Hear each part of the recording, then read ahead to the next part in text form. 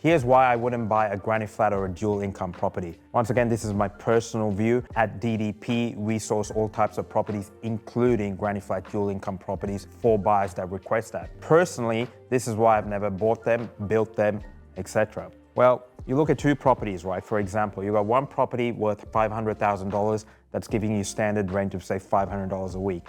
Then you've got your next door neighbor property that's available for sale, and let's say it's a dual income or there's a second dwelling there bringing two incomes.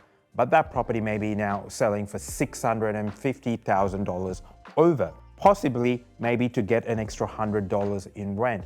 So most don't realize is that they are paying, in that example, a minimum $150,000 in purchase price to purchase the property with a granny flat or a dual income, just to get maybe an extra $150 in rent. I guess my view on this, or my view to challenge this thought process, is why not use the extra $150,000 that you were going to allocate on the other property as a deposit, maybe to go buy another income property, a normal standard residential property? Because is the extra few $100 or $100 going to really set you financially free?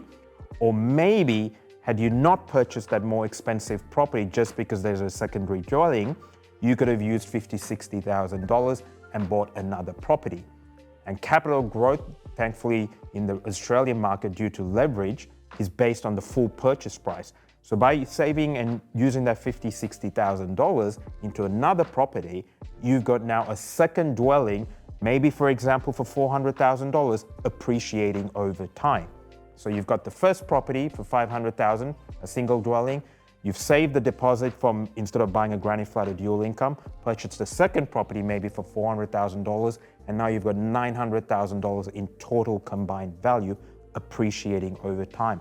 I feel in the long term, when you look at the combined value of the capital growth, it's going to be far greater than the extra few $100 you get in rent.